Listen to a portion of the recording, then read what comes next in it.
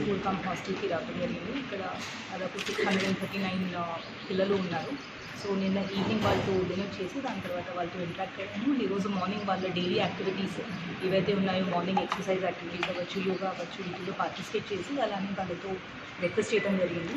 So పిల్లలతో interact అయినప్పుడు వాళ్ళ డైలీ షెడ్యూల్ గురించి, వాళ్ళకి అన్ని మెటీరియల్స్, బుక్స్ కానీ లేకపోతే టెక్స్ట్ బుక్స్, యూనిఫామ్స్ ఇవన్నీ వచ్చాయో లేదో కూడా కనుక్కోవడం జరిగింది. అండ్ వాళ్ళ డైలీ మెన్యూ ప్రకారం వాళ్ళకి ఫుడ్ అందిస్తున్నామా లేదా అనేది కూడా చెక్ చేశాము. సో యాజ్ ఆఫ్ నౌ అయితే మెన్యూ గురించి ఎక్కడ కూడా కంప్లైంట్స్ రావట్లేదు. మంచి హైజీనిక్ ఫుడ్, న్యూట్రిషియస్ ఫుడ్ పిల్లలకి అందజేస్తున్నాము. అండ్ వాళ్ళకి రావాల్సిన ఎడ్యుకేషనల్ మెటీరియల్స్ ఏవైతే ఉన్నాయో, all the text books, notebooks అన్నీ కూడా వాళ్ళకి వచ్చి వాళ్ళు మంచి ఎడ్యుకేషన్ పొందుతున్నారు.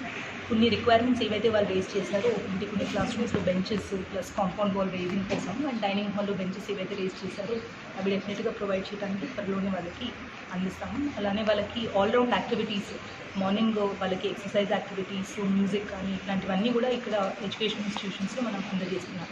సో కంటిన్యూస్గా వీళ్ళకి ఇంప్రూవ్మెంట్ కోసం ఫర్దర్ ఏమేమి కావాలో అవన్నీ కూడా రెగ్యులర్గా మానిటర్ చేసి అనిపిస్తాం.